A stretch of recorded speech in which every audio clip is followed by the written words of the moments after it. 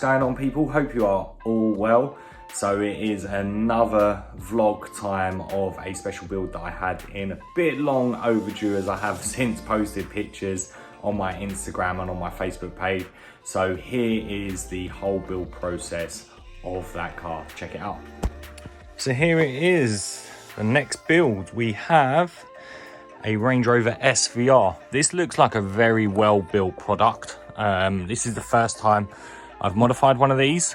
So looking over it now for what I've got to do, I think there is going to be some tricky points because this is going to be wrapped. Obviously we can see the letter in here. Now this isn't actually a sticker, it's plastic. So we can see here, I think the bonnet comes off and then these are a separate piece underneath, which if that's the case, then that will make my life a lot easier.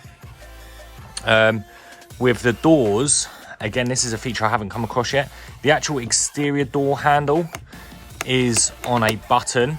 Now, due to this needing to be wrapped, I think it's going to be a case of having to paint the handles black, mainly because with wrap, obviously moving parts don't really work that well with wrap, and they will catch and then it'll peel off. So the plan for the wrap, I'm actually going to wrap obviously all the side panels as expected, and then I'll go on the inner door shuts, and then the rest I will paint black. And then looking on the rear bumper looks like it comes off, which is going to be handy, but some of the lines look like they're going to be very tricky with the wrap that I've got to do, or the colour that I've got to do to match the client's car. But again, with any car, with wrapping a kid's car, some people may have already done it. You can't always do it in one piece. There will need to be join lines, and that's inevitable really, just because obviously for a full-size car, you've got such a larger area to work with. On a kid's car, as we can see, it is a lot smaller. So we're going to be doing lowering, wrap, there'll be a seat retrim, which will be sent off to D-Class. Exhaust tips that I've got to make, these have got to be changed, and I've got to make some RS6 ones. Then I'm going to do some neons, carpeted floor, and battery upgrade. So simple, and it's going to be effective. I'm very interested to wrap this one, just because of what is being the color wise that's been chosen. I haven't done one yet in this color. So yeah, let's go.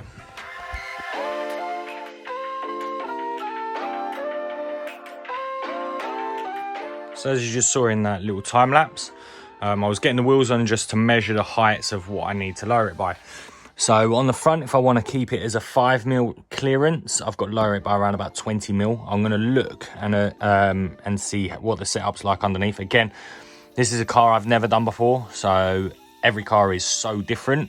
So this being a first, I need to work out what are the limits. If it's around about 15mm, then I'll be happy with a 10mm clearance. And then the same on the rear. I can drop by around about 25mm max to give me a 5mm clearance between the arch and the wheel. But again, I want to match the clearances on the front to the rear. So I'll always start at lowering the front first and then do the rear to match, because the rear tends to be more simple than the fronts. So here we go.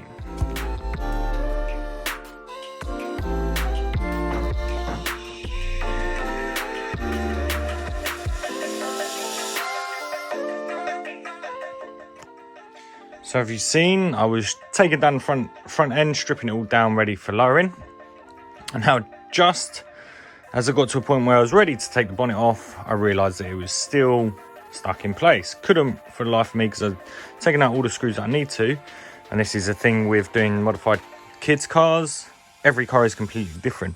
What I have in fact found to take the dash out is there is some screws hidden right in this hole here and there. So there's two screws. I believe they're the screws that I need to take out to take the dash out.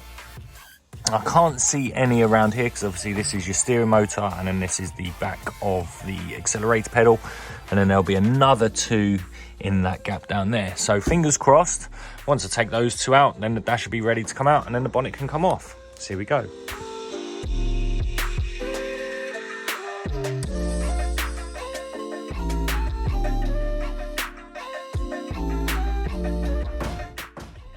So we saw in those clips I was lowering the front, and here we have it. The original idea was to drop it by around about 20 mil, and it has in fact been dropped by 20 mil. So I've got 5 mil clearance, still able to do lock to lock.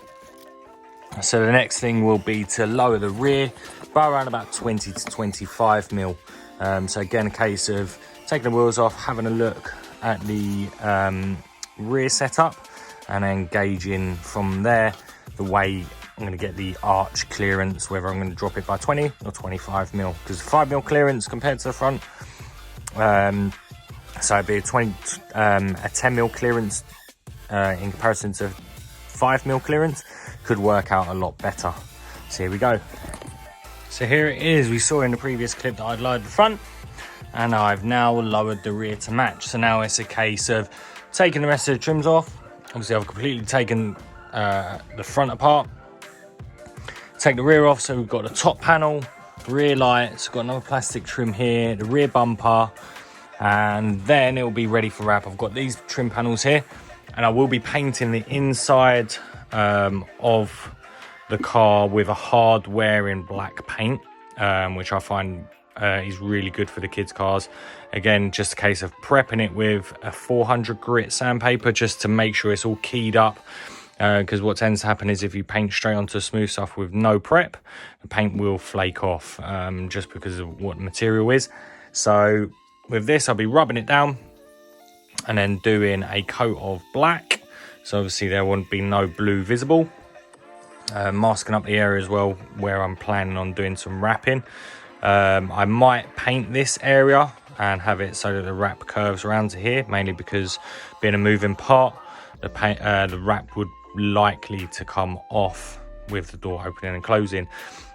So I could wrap this piece here and then paint this section here so it's a nice flat edge. So here we go, taking the rest of it apart.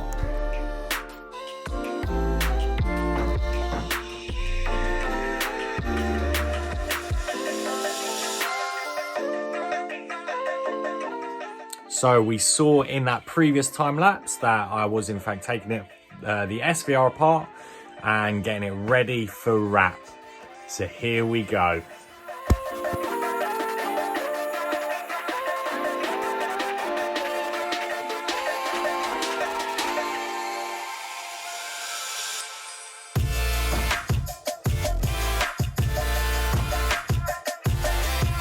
So I'm going to keep it a little bit of a blank moment here. As we saw in that previous clip, I was in fact wrapping the SVR door. Now the material that I'm using is a lot harder than what I've used before, and here it is. So it is chrome. We are going for a chrome wrap on this car. What I've learned with chrome wrap, it is completely different to using normal wrap. It is very unforgiving. It doesn't stretch like normal wrap with adding heat, and once you make a mistake, that's it. So there has been a lot of aggro with this, but again, it's all a learning curve. So we can see I've done the door, and that is how it is looking so far. Again, with chrome, I have to put join lines in. As with any car that I'm wrapping, I have to put join lines in. So I do in fact have a join line here, just for the side skirt. So yeah, we're going to crack on with doing some more wrapping. So here we go.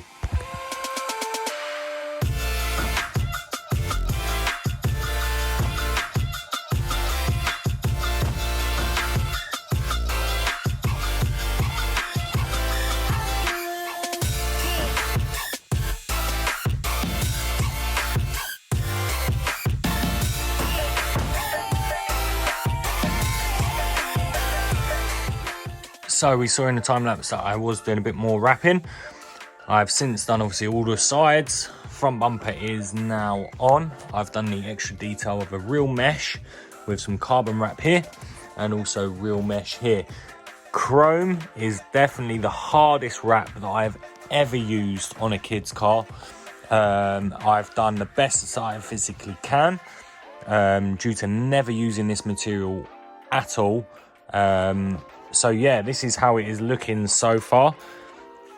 It's now a case of just starting to put the car back together, and again, just going over little sections, making sure it's as clean as I can get it, and then I'll be giving it a quick wash and a clean down, and then we'll be pretty much ready to add more mods. We've got neons I've got to add to this. Obviously a seat is currently at D-Class Automotive. Again, please check them out. Link is in the description. I've got the bonnet to go on, the dash is just temporarily in, and we've got the wheels to fit, and then a battery upgrade. So here we go.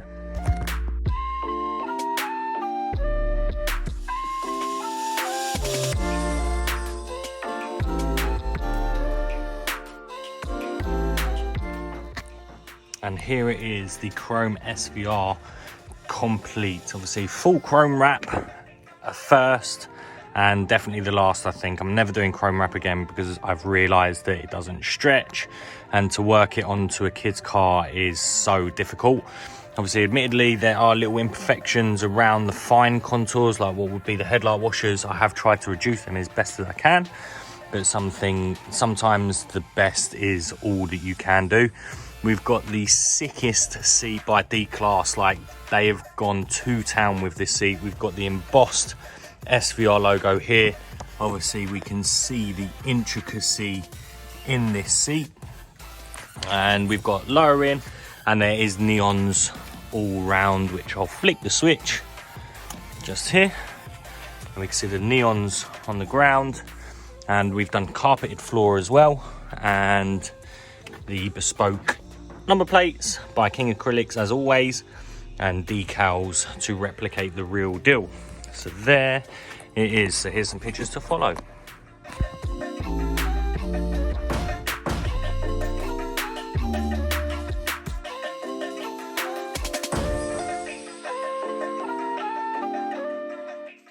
And that is this build vlog done, and it is also been delivered to the client. Again, massive shout out to all those involved. So I had Kids Car Store where I got the car from. Massive shout out to D-Class Automotive that absolutely smashed it out of the park with the seat retrim. Even now, just blows my mind. We've got Ultra Dynamic 3D printing that done the RS6 exhaust tips, and also my good friend Sam that done the graphics for the back. Please go and check out their pages. Again, all of them are linked in the description below. Don't forget to hit that like, share and subscribe to keep up to date with all my videos. Again, don't forget as well that I am on Facebook and on Instagram. Until next time, peace.